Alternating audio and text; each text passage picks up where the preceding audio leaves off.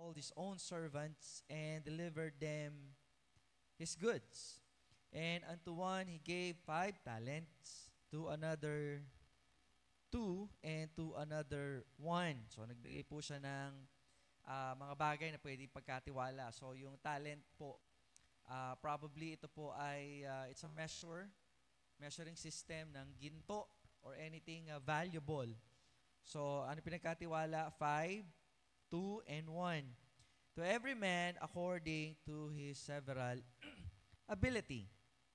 And straightway took his journey. So naglakbay.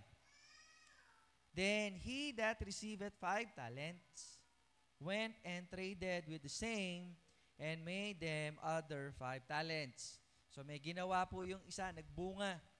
Okay? And likewise, he had received 2, he also gained another or other 2. So nagmultiply. So pinagkatiwala, ginamit, nagmultiply. So that's a principle. But he that receiveth 1 went and dig in the earth and hid his Lord's money. After a long time, the Lord of those servants cometh and reckoneth with them. So nagkaroon ng tinatawag dito,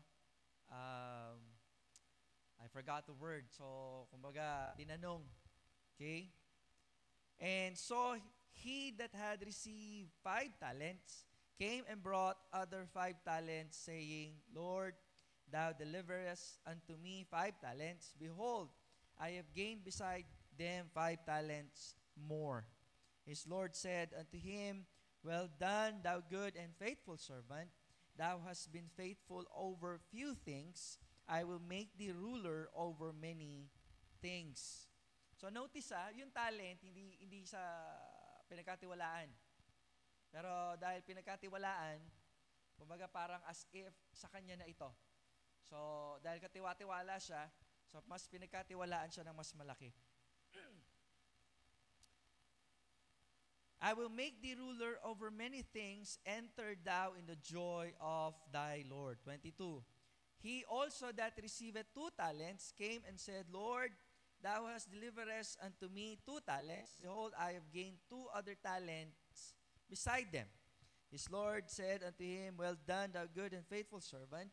Thou hast been faithful over few things. I will make thee ruler over many things. Enter thou in the joy of thy Lord. Notice, ganun lagi sinasabi ng Lord. Pinagkatiwalaan, pinagamit, lumago. So, pagpapalaing palalo. His Lord answered and said, verse 24. Then he, which had received 1 talent, came and said, I knew thee, that thou art an hard man, reaping where thou hast not sown, and gathering where thou hast not strawed. And I was afraid. Notice the word. Yung isa, yung dalawa, hindi sila natakot. Okay? They took every chance they get para mas mapalago. Okay? Kumbaga, they move out of their comfort zone to use something that entrusted to them. Okay? So, lumago. Samantalang ito, ang mapapansin nyo dyan, I was afraid. Okay? So, nagkakaroon kayo ng clue ngayon dito. I was afraid. Natakot ako. Okay? And went and hid thy talent in the earth, lo, there thou hast that is thine. In short, hindi natuwa. Okay? Kasi sabi sa 26, his Lord answered and said unto him, Thou wicked. Wow, grabe yun. Tagalog, wala dyan. Masama ka. Slothful, tamad. Okay? Thou knewest that I reap where I sow not, and gather where I have not strawed. Thou oughtest therefore to have put my money to the exchangers, and then at my coming I should have received mine own with usury. Sabi, sana may ginawa ka, at least, alam mo yun, nilagay mo sa bangko, at least tumubo pa. Total, natakot ka din lang. Kaso, di niya inisip. Okay? Tuloy. Take therefore the talent from him. Kanina, yung dalawa, sinoli sa Lord. Okay? Pinakita, pinresent. So sabi ng Lord, hindi, kunin niyo uli. Mas pagkakatiwalaan pa kayo. Ngayon, etong isa, kung ano yung nasa kanya, kinuha pa. Okay? Take therefore the talent from him and give it unto him which had 10 talents. Yung nagdoble, pinagkatiwalaan ng 5. Grabe, no? For unto every one that had shall be given, and he shall have abundance. But from him that had not shall be taken away even that which he had. Grabe yan, ano? So, pinagkatiwalaan, hindi lumago. Anong gagawin ng Lord? Kukunin. Wala na nga, kukunin pa. Ay, ganun talaga. Kasi pinagkatiwalaan ka lang. Una sa lahat, dapat kinikilala mo na lahat ng meron tayo, hindi sa iyo. Kay Lord yan. Tuloy po natin. 30. And cast ye the unprofitable servant into outer darkness, there shall be weeping and gnashing of teeth. Okay, so tayo po'y manalangin muna. Hingi tayong talino sa Lord. Lord, salamat po, Ama, sa oras na ito. We ask, Father, for your forgiveness. Please open our hearts and our minds so that we may understand and apply the things that you're about to teach us this afternoon, O God. Dalangin po namin, Panginoon, na minsan pa, ang aming pong puso ay lagi pong handang magpaturo, and at the same time, lagi po namin itong ipabago, sapagkat kung wala po ang banal na salita, ay wala pong kalaguan ng aming spirit.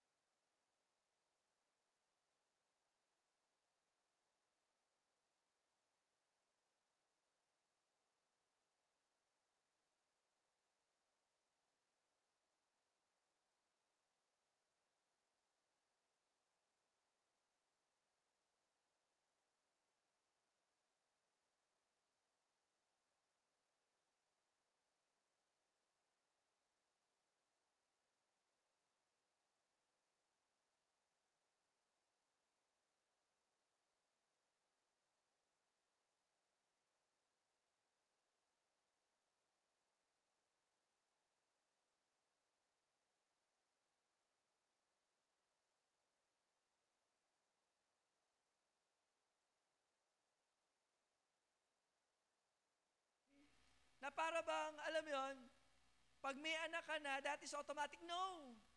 It is the responsibility of every parent na turuan ang mga bata. May mga pagkakataon na darating na sa punto na babantayan mo na lang kasi malalaki na eh.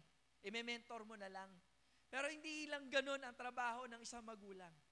Kaya nga, the responsibility of being stewards, specifically to parents, ang laking responsibilidad po niyan.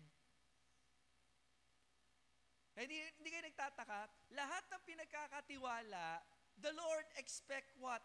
May bunga. In short, may inaasahan ang Lord sa iyo.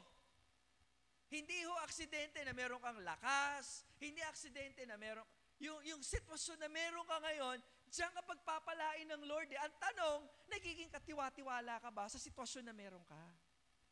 Isa-isahin po natin.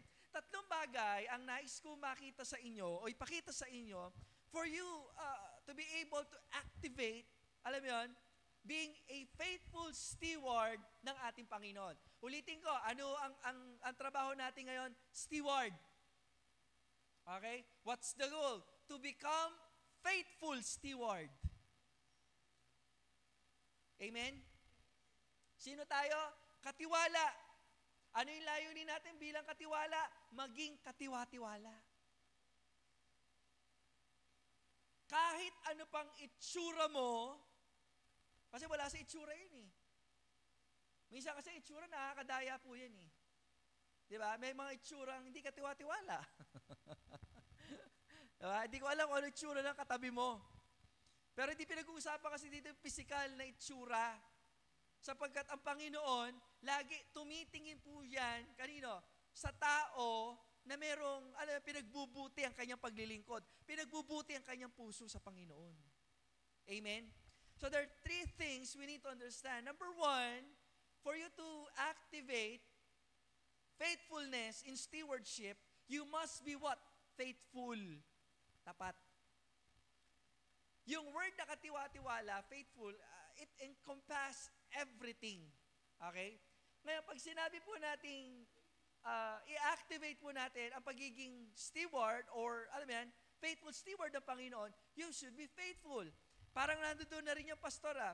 Opo, pero alam mo yan, pinagkatiwalaan tayo, pakinggan nyo pinagkatiwalaan po tayo ng mga bagay na meron ka kasi yan yung kakayanan mo.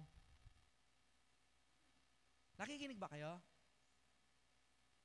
Kaya wala tayong karapatan at hindi dapat tayo mainggit. Kasi alam ng Diyos kung ano yung level mo. Kung bakit hindi ka pinagkalooban ng malaking bahay, kung bakit hindi ka pinagkalooban ng masyadong katalinuhan, kasi alam ng Panginoon na kakayanan mo. Hindi sinusukat dito, alam mo yan, ang level na pantao. Kasi nais sa Panginoon, kahit saang sitwasyon ka nandoon, maging tapat ka doon. Kasi diyan ka pagpapalain ng Panginoon. Tingnan nga po natin. Tingnan niyo Okay? Verse 15. And unto one gave 5 talents. So nagbigay ang Panginoon eh. Okay? And another 2, and to another 1. Notice this. To every man according to his several ability. Tanggalin natin yung several. Okay? He gave to every man according to his ability. Kaya hindi mo dapat kinukumpara yung sarili mo sa ibang tao. Lagi, yung word na hinahanap ko kanina, magsusulit tayo, hindi naman sa ibang tao, kundi sa Diyos. Kasi kung ang standard po natin, standard na pang tao, mapuprostrate talaga kayo. Bakit hindi pa ako mayaman? Bakit hindi pa ako ganito, ganyan? Bakit? Kasi nakatingin ka sa sanlibutan. So kung pinagkatiwalaan ka ng Diyos, kasi alam niya kung anong kakayanan mo. Ngayon, kung doon sa kakayanan mo, nagre-reklamo ka, diba? Nagagalit ka, naiinis ka, nagkukumpara ka, hindi ka magiging katiwala ng Diyos. Kasi sa maliit pa lang, nagre-reklamo ka na eh. Naiintindihan niyo po ba ako? It's not about the ability of God to give. Hindi yun eh. Hindi yung kakayanan ng Diyos. Kasi the moment na binigyan ka ng Panginoon na hindi tama yung karakter mo, masasayang lang. So yung binibigay ng Panginoon, nagle-level yan base sa karakter mo. Actually, wala naman talaga yan sa dami. Nasa karakter ng tao. Meron akong mga kilalang tao, kahit hindi mayaman, masaya. Meron akong kilalang mga tao, kahit sapat lang, kontento. May kapayapaan. Mga kapatid, as a believer in Christ, inuulit ko po tayo po, steward ng Panginoon. Then, it's up to you. Kung hindi mo papakinggan ito, mabubuhay ka ng miserable. Bakit? Standard mo pang mundo eh. Bakit di ka nagiging masaya? Kasi standard ng mundo, iba. Kasi kung hindi tayo titingin sa mga bagay na ang Diyos ang nagbigay, maghahanap ka talaga ng masigit pa dyan. I remember the Israelites. They miss a lot. Ano yung attitude nila? Balik na lang tayo sa Egypt. Kasi merong doon, may sibuyas. Masarap doon. Hindi nila naisip na sila ang sabi na natin, pinakamaswerteng tao sa balat ng lupa. You know why? Kasi sinasamahan sila ng Diyos. Pero yung mga taong hindi love ang Lord talaga, yung kumbaga, hindi love ng totoo, walang kapayapaan, walang contentment. Puno-puno ng reklamo, ang daming nakikita, mga inggitero at mga inggitera. Why? Because they are not faithful steward ng ating Panginoon. Hindi pa kayo nagtataka? Bakit sa mga young people, they are training na maglinis dyan, na maging maaga, pag nag-boyfriend, dapat alam ni pastor. Hindi para sikilin yung joy, hindi KJ ang purpose nun. Kasi mga kapatid, on the outside world, kung wala kayong discipline, mga kapatid, mga minamahal, wala kayong pinagkaiba sa mundo, magiging feeling entitled kayo. Kaya nga, ang gusto ng Panginoon sa bawat mananampalataya, maging peculiar eh. Bakit? Kasi kapag naging faithful ka sa Panginoon, the level of your service, the level of your patience, the level of your success, iba. Kaya kita nyo si Daniel, ano nangyari kay Daniel? Kahit saan mo dalhin tong tao na to, nag-e-excel. Hindi dahil hinahanap niya yung applause ng tao. No, he doesn't look for that. He's not looking for that. Ang lagi niyang hinahanap, paano niya mapapasaya ang Lord? Secondary na lang yung yung promotion. Kasi mga kapatid, kung tama ang iyong ginagawa, alam mo yun, magbubunga ho yan. Ngayon, kung mali ang iyong ginagawa sa ayon sa gusto, makinig kayo, please. Kung mali ang iyong ginagawa, i-reveal yan ng Lord. Amen. May nabalitaan. Alam mo yun, may nakabalita. May ginagawa ka. May nagchismis, sabihin na natin. Bakit? Walang may tatago eh. Katwiran ng mga minsan nahuhuli, kasi chinismis ako. Hindi yun. Kung tama ang iyong ginagawa, hindi ka pagchichismisan. At kung ipagchismis ka, naninindigan ka sa tama, magiging maganda ang bunga. Nagigets po ninyo? Kita niyo si Daniel, tama na yung ginagawa niya eh. Tama? Chinismis. Di ba? Mag-pray ya. Pero dahil tama yung kanyang paninindigan, tama yung kanyang paglilingkod, kahit anong sabihin sa kanya, kahit anong demotion, kahit anong paninira, kahit anong chismis ang sabihin sa kanya, mananatili na naglilingkod yan sa Panginoon. That's the mark of a faithful person. That's the mark of a faithful steward ng Panginoon. Hindi hinangad yung malaki. May nakita na ba kayong hinangad nitong si Daniel na maging mataas ang kanyang posisyon? Wala. Even Joseph, di nila hinangad yon. Di nila hinangad yon. Promise. Ilalaban ko yan kahit hindi nakasulat yan word for word. Kasi ang focus ng taong tunay ang katagumpayan sa buhay, ang focus niya nasa Panginoon. Actually, nasa point number 3 yun eh. Pero dito, ulitin ko po pinagkatiwalaan ka base sa kakayanan mo. Maging katiwa-tiwala ka doon. kung di ka pinagkalooban ng malaking bahay for na, okay lang yun. Huwag mo ibaba yung sarili mo kasi Diyos ang nagbigay sa iyo. Huwag mong kahiya yung talinong pinagkaloob sa iyo ng Panginoon. Ang mahalaga, nagtatapat ka sa Panginoon. I remember Peter. Peter is, alam mo yan, an impulsive man. He is a kind of person na parang hindi mo magugustuhan kasi nga, alam mo yan, padalos-dalos. Kung may mga kininisan kayong tao, maghintay lang kayo. Panalangin nyo lang sila. Kasi kapag yan nagtapat sa Panginoon, babaguhin niya ng Panginoon. Alam mo nangyari kay Peter, nung isinulat niya, yung 2 Peter, maraming tao hindi makapaniwala, sabi hindi yan sulat ni Pedro, kasi si Pedro, alam mo yan, low class lang yan. Low class at no class. Kasi pagkakasulat, ang ganda eh. Pero hindi nila naiintindihan yung isang konsepto, na kapag naki-Lord ka, kahit anong dumi mo, kahit anong hina mo, kaya kang baguhin ni Lord. Ano dapat nang gawin? Dapat magtapat lang tayo sa Panginoon. Amen? Kahit i-chismis ka, okay lang yan. Hindi ko sinasabi okay chismis. Kung may nag-chismis kayo, kung may nag-chismis, ang Diyos ang magpaparusa, mga chismosa eh. Pero ikaw, dapat nagtatapat ka. Para kahit na i-chismis ka man, alam mo yan, kaya kayo paglaban ng Lord. Bakit? Tama yung ginagawa mo eh. Pero kapag mali, isa lang ibig sabihin yan. Totoo yung sinasabi ng Bible. Walang lihim na hindi mabubunyag. Amen? Kasi pag sinabi natin faithful, katapat po niyan, ano kasing word ang hinahanap ko? Joseph and Daniel, tapat na tao to eh. Ano yung sabihin nun? Kahit walang nakakakita, gagawin nila kung ano yung tama. Remember nung tinukso, nung asawa ni Potiphar si Joseph, walang tao nun eh. Ang ginawa kasi ni Mrs. Potiphar, pinalayas niya yung mga servant.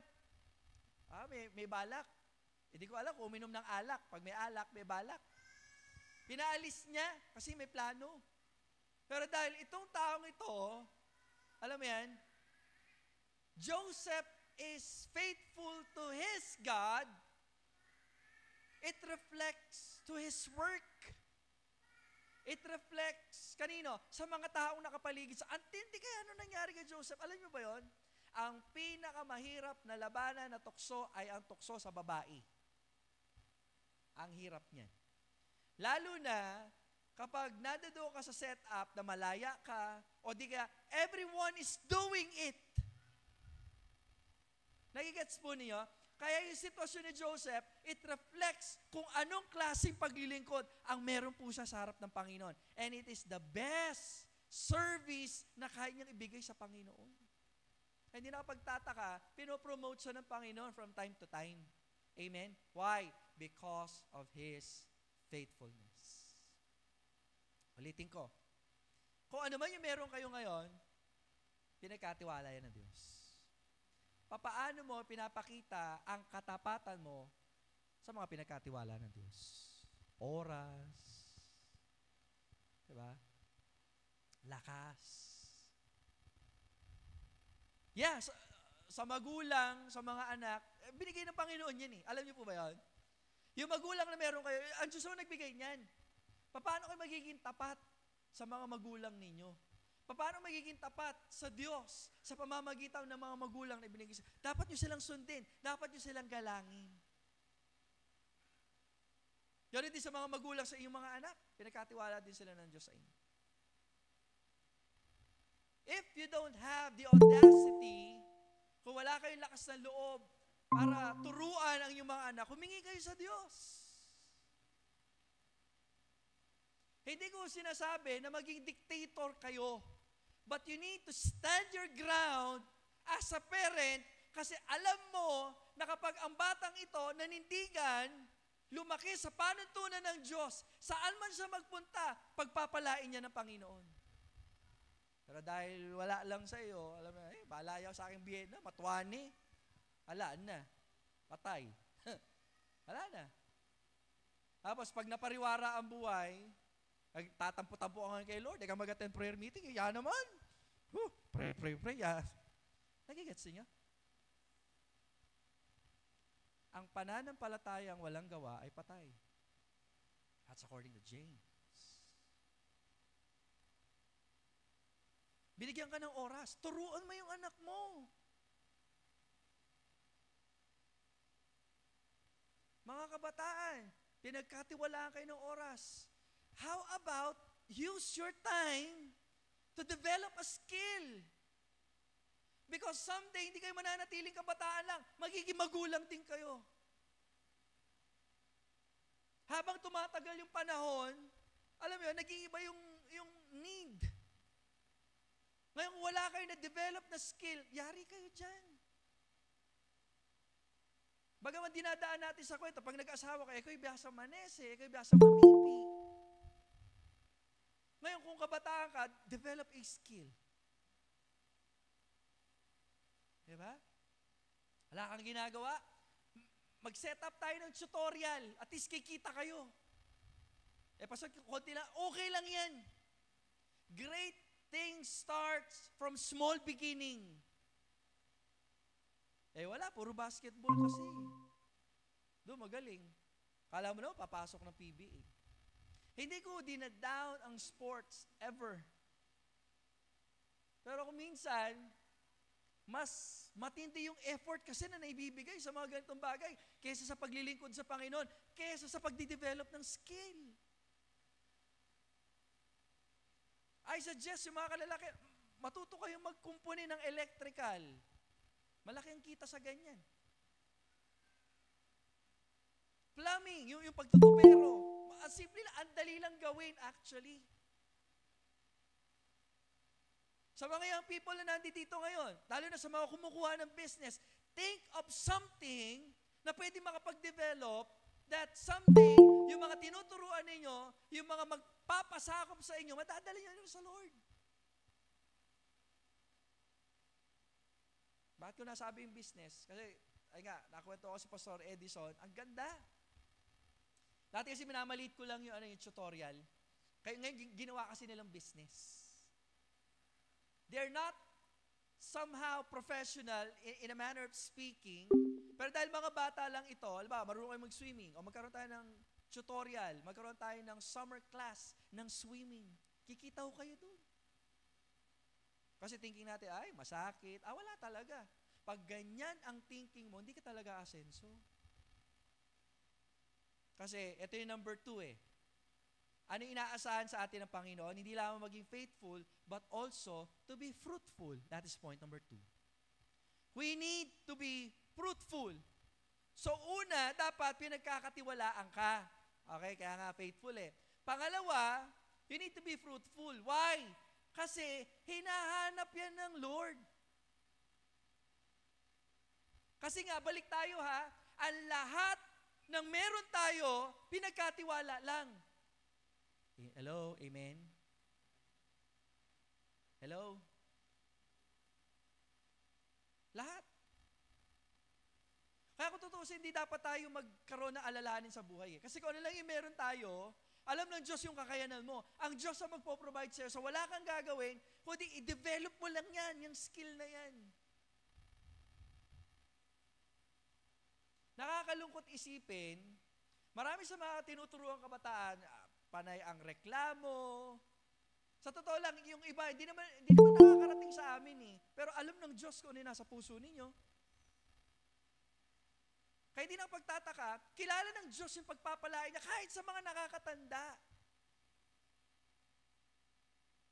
Di naman naririnig ng pastor yun Pero ang Diyos dinig na dinig yung puso mo. Alam niya kung sino nagrereklamo. Alam niya kung sino yung makwenta. Alamin lahat yun ng Diyos. Kaya nga ang Diyos ang nagbibigay ng katampatang kaakibat na gantimpala, mapamasama o mabuti ang iyong paglilingkod. Bakit? Ang Diyos ang nakakakita ng puso. Ang laban lagi, puso. Alam ko, dapat may paglilingkod. Pero kahit na naglilingkod, dapat may puso. Naalala pinag-aralan natin yung isang king, di ba? And he followed David. Okay? But not with a perfect heart. Bakit? Alam ng Diyos ko rin nasa puso. Kaya nga, tingnan po natin dito Tingnan natin. Okay? Nagkaroon ng accounting.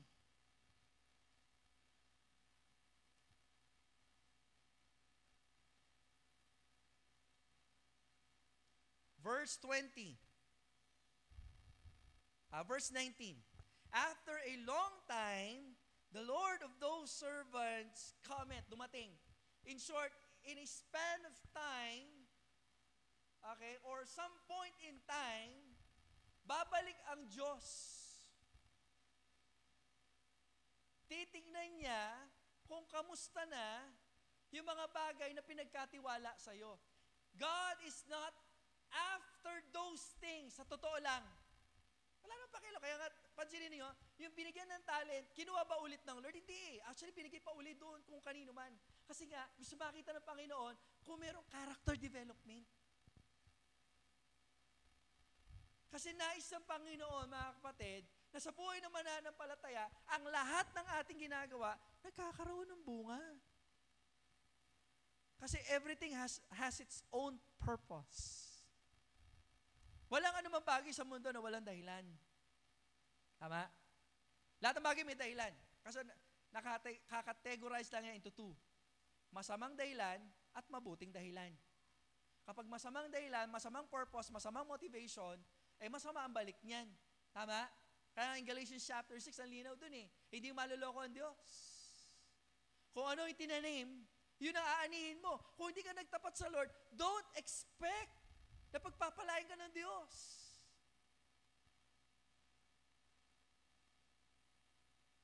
Kaya nga nagalit ang Lord dun sa isa na, dun sa nagbigay ng 5, dun sa naibigay ng 1 talent. Okay? Tingnan natin Paano dinescribe ng Panginoon? Verse 26. The wicked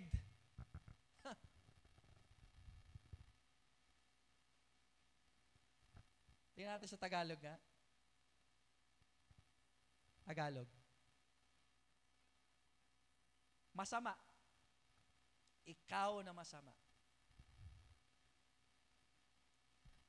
May karapatan bang sabihin sa Lord? Oo. Kasi una sa lahat, very gracious pa nga Lord Kasi ibinigay lang naman yun, hindi naman pinagtrabahuan yun ng steward Ang gagawin lang ng steward, pagbubutihin, paglilinangin, kung ano yung pinagkatiwala sa iyo. Kaso layang gewa. Itinabi niya lang.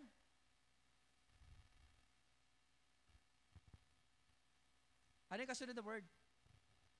Tamad.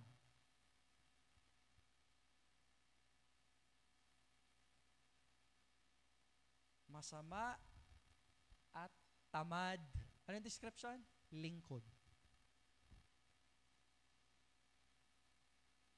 Pwede ba natin sabihin ayaw ng Diyos ng tamad? Of course. Linaw Ibig sabihin, may dapat gawin yung steward. Kaso hindi niya ginawa. So sa paglilingkod sa Panginoon, dapat may paggawa.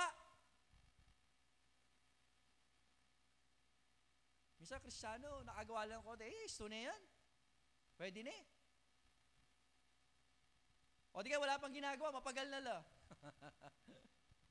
Alam mo yan?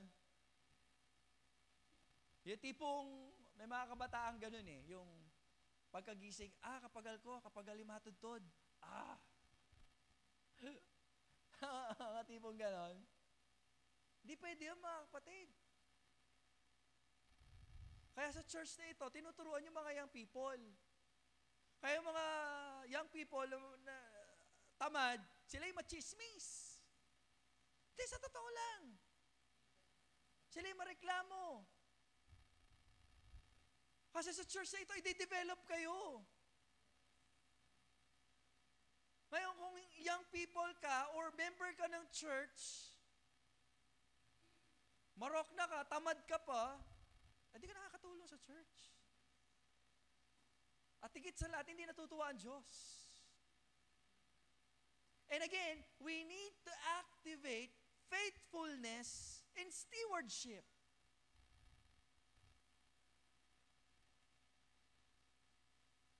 Nakakalungkot isipin, maraming umalis na gano'n. Hindi na-develop eh. Kasi dalawa lang kasi kalalabasan yan. Pag ayaw nyo, yung mga taong sinasamahan mo, sisirain mo yan hanggang mawasak, magkawatak-watak kung sino man sinasamahan mo. Or kapag stable yung tao na yan, di mo masira, ikaw ang aalis. Kasi hindi mo matake. Kasi gusto mong mabago yung mga taong nandoon ayon sa gusto mo. Pero dahil ang church, kung ang Diyos ang talagang nandito, hindi ikaw ang magpapabago, kundi ikaw ang babaguhin ng Diyos. Pero dahil ayaw mo magpabago, ikaw ang aalis. Hindi matatagalan yung presensya ng Panginoon. Pero dahil gusto magpabago sa Lord, maraming struggle yan. Susuko mo yung pagiging tamad, chismosa, mapanyira, inggitero. Dapat yan. The church is not perfect.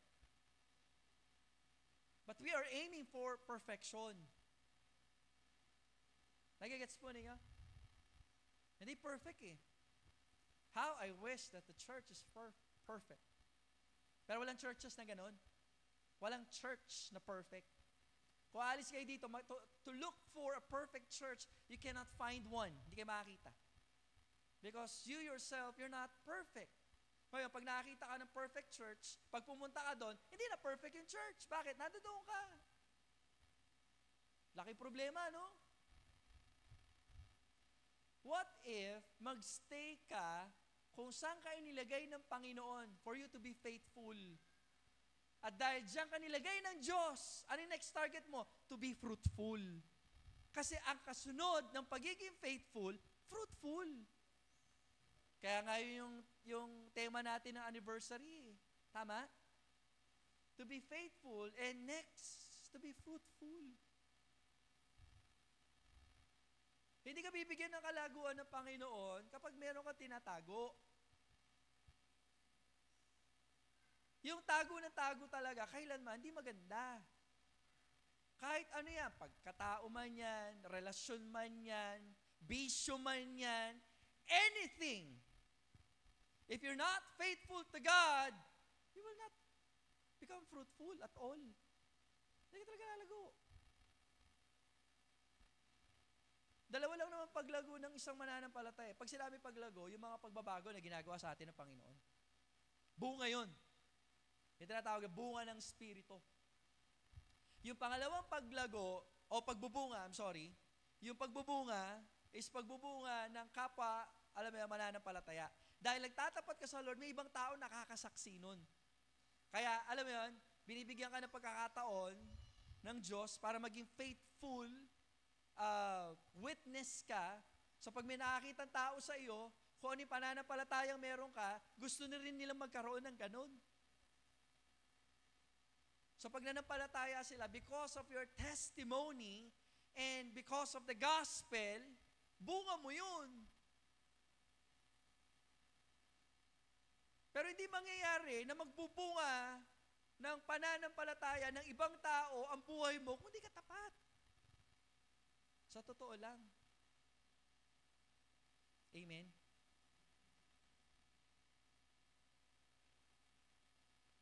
Ang gawain ng Panginoon ay napaka-mysterious. Hindi natin alam kung sino yung biglang, alam yan, kakatagpuin ng Panginoon, talagang magbabago. Kaya nga trabaho lang natin talaga, ako bilang pastor is mangaral. Paalala sa mga mananampalataya. Kaya we're not boasting about the building, the aircon, the talent of a pastor. We are boasting about life change. Kaya pag walang nababago sa ginagawa natin, isip tayo. Kaya dapat maging maging faithful tayo sa soul winning. Kasi pag naging tapat tayo dyan, ako naniniwala, magbubunga po yan. Ano man bagay na inilagay sa kamay natin, hindi atin yan eh. Ano man bagay na inilagay sa ating kamay at pinagamit natin sa Lord, magbubunga yan. Amen?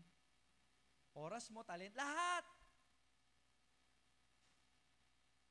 Kaya bilang isang magulang, kung nahirapan ko sa mga anak ninyo, pagkatiwala nyo sa Panginoon. Tapos, do your part to reach out. Kasi iba na ang mundo ngayon. Kung sa church na ito, lagi yung nasasaktan kasi pinapaalalahanan ko kayo, nasa tamang church kayo. Kasi kapag ang iglesia, hindi kayo napapaalalahan, hindi kayo nasasaktan, delikado ho yan. Kita nyo, hindi kayo nag-amen? Yari tayo dyan. Baka lang naman ni Pastor Eric yan. Ala niya karapat, ala niya gawa. I hope, hindi ganun ang sitwasyon. Kasi kahit ako, hindi naman ako above the Word of God. Kaya pinagpipray ko rin mabuti mga anak ko eh. Pinipilit ko maging mabuting halimbawa sa aking mga anak. Because someday, dahil ang dami ko nang nasaksihan na magulang sa iglesyang ito, na sumasakit ang ulo, dahil akala nila, porke dinadala nila sa iglesia ang kanilang anak, magiging mabuting bata ang kanilang mga anak. I'm not saying na pagdadala ninyo sa church, hindi yon. Pag dinadala nyo sila sa church at natuturuan ng tama sa bahay, tamang gawain, tamang practice, at tamang pananampalataya, maligaw man yung bata na yan, tandaan nyo to ha, alam ng batang ito kung saan siya babalik. At meron siyang babalikan. Bakit? Kasi may naituro ka. Ngayon, kung wala kang tinuro, patay tayo dyan. Yari tayo dyan. End of the line. Hindi sinasabi mo lang pag-asa, pero ala ka na ituro eh. And someday, pananagutan mo yan sa harapan ng Diyos. Is it? Yes. All of the crowns na ibibigay sa mga mananampalataya, may kaakibat yan na gawain dito. Diba? So soul winning. Okay? So soul winning, it requires kapal ng mukha, discipline, for you to do that. So habang, let's say for example, hindi ka nabigyan ng corona because you're not a soul winner, maiisip mo ngayon yun. Diba? Ipagsusulit mo ngayon. Bakit nga ba hindi ako naging ganito? The incorruptible crown. Those people na diniscipline yung kanilang sarili in spite of the struggles that they have, you will have the crown, the incorruptible crown. Kapag di ka nakakuha nun, kasi dapat yung buhay mo pinaglilingkod mo sa Panginoon, nag-a-attend ka ng prayer meeting, sa ganun makakuha ka ng wisdom, makakuha ka ng encouragement. Pero dahil may tampo ka, kasi paturang pastor, yari. Nakinig ka sa kaaway at hindi sa Panginoon. Kasi kung ginagawa lang yan ni Pastor Eric para magpatama ng ibang tao, ang Diyos ang magpaparusa sa akin. Amen? Pero hindi ko gagawin yan, sabi ko nga sa iyo, kasi ayokong babuin ang dugo ko sa Panginoon. Because what I'm doing, every time I stand here at the pulpit, I consider it as an offering to the Lord. Ay, hindi pwede.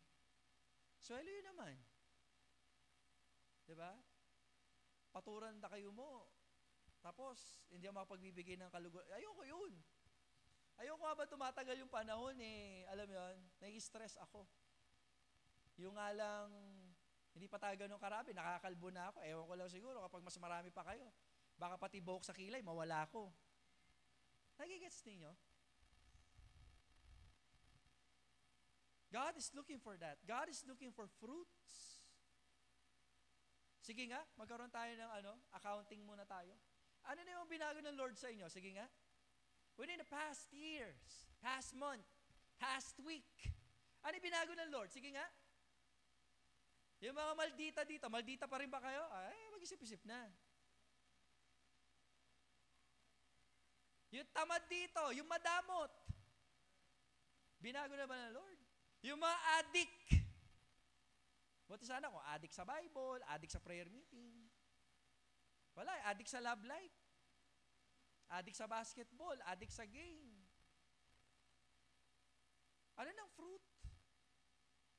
Tapos may gana pa kayo magtapik-tapik sa katabi nyo, ikay tabrad, ikay tabrad. Ikay tabrad.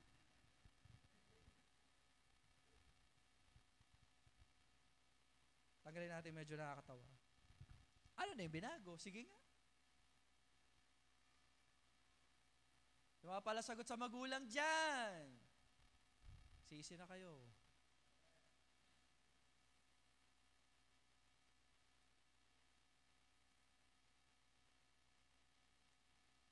God is looking for fruit.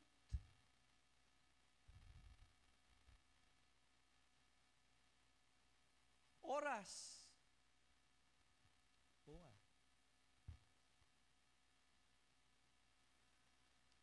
Actually, dyan nasusubok, makinig kayo ha, dyan nasusubok ang maraming mananampalataya today. That includes me.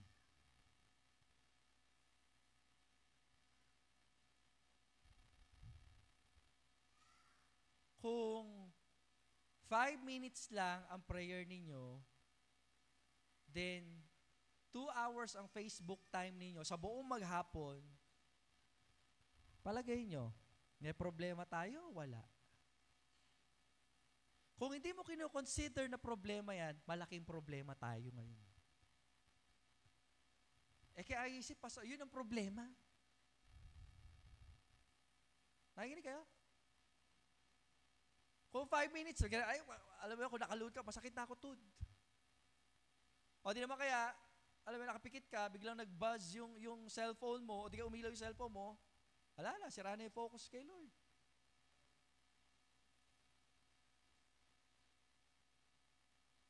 Hindi kaya may tinuturo ang Lord ngayon? Anak, mukhang hindi ka faithful in terms of your time kay Lord ah. It's about time to change. Tanong, ano kaya gagawin ninyo? Sige nga. Ang totoong mananamba ng Lord, when you are listening to God's Word, nagpo-formulate na sa utak mo, paano kaya i-apply yung sinabi ng Lord sa pamamagitan ni pastor? Ayun tinuturo ng Lord yung oras. Paano ko kaya i-allocate yung oras ko na hindi nasasayang? Ano yung dapat kong gawin? Ang problema, marami yung oras. Siguro gawin ko, maglalagay na lamang ako ng time, schedule, kung kailan ko dadamputin yung cellphone. At maghahanap ako accountability partner to check me from time to time kung ako ba'y nag-pray, kung ako ba'y nag-meditate, kung ako ba'y nagbasa ng Bible. Alam ko na! So, ipapaskill ko sa harap ng TV namin yung oras ng pag-pray at oras sa pag-meditate, tapos i-allocate ko yung oras sa cellphone. Why? Because I wanted to become a faithful steward ng Panginoon in terms of time. Bakit ba tayo too much in cellphone? Kasi doon tayo nag-e-enjoy. Hindi napansin? Palagay nyo, may dapat ba tayo isuko ngayong oras na to? It's up to you. It's up to you. Finally and lastly tayo magtatapos. So, faithful, fruitful, and pangatlo, for us to activate stewardship in times of corruption, we need focus. Focus. Pag sinabi natin focus, it's very crucial. Hindi mo pwede ialis to.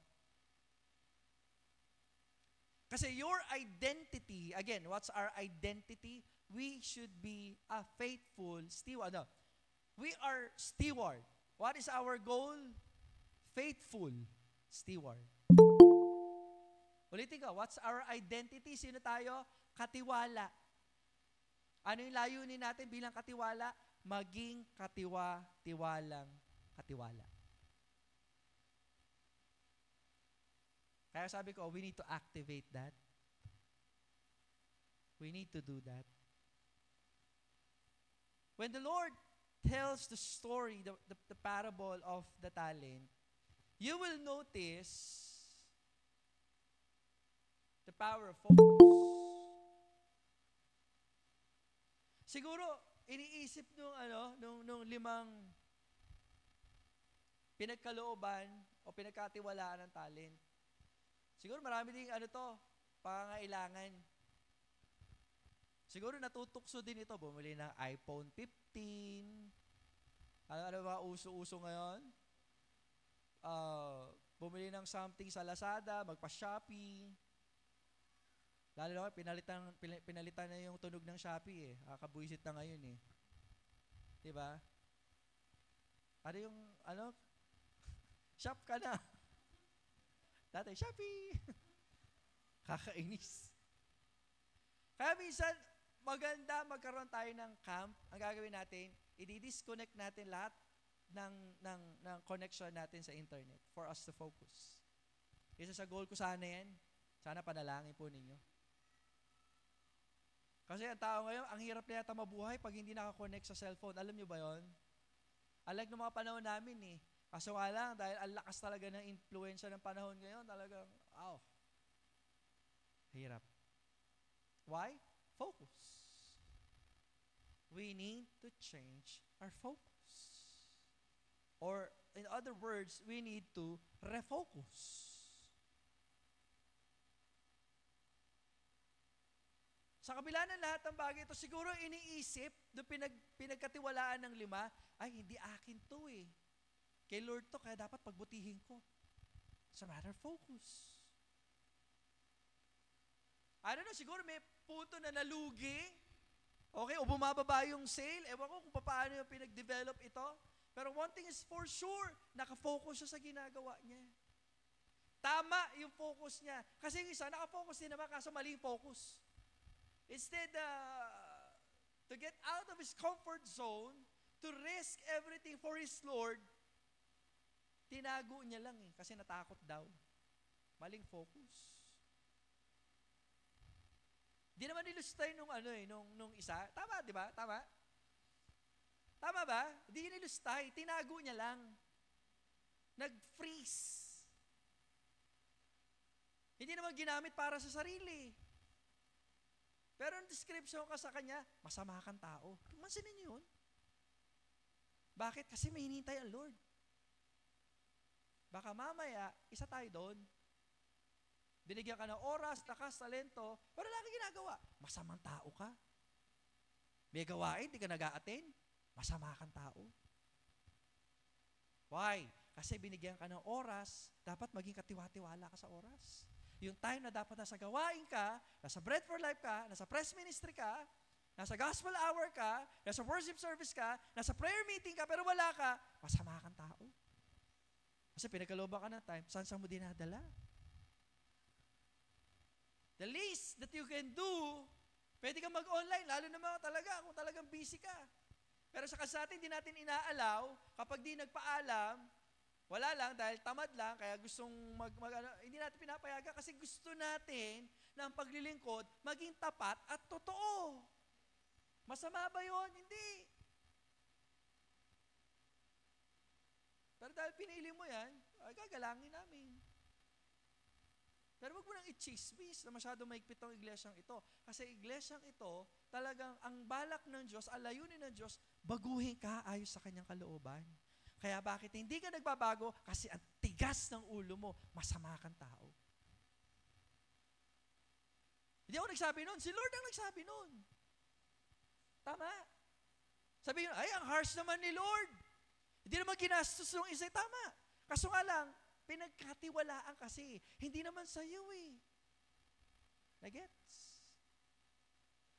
Nagigets po ba? Kung nasasaktan mo kayo, tama yan. Wag mo nang tapikin yung katabi mo, ikaw ang pinapatamaan ng Lord. Magpabago ka kay Lord. Pabago ka, Lord.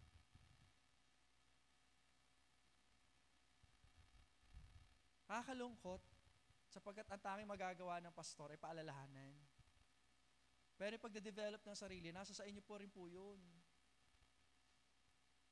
Sa asawa mo, anak mo, sa sarili mo, ayusin na dapat.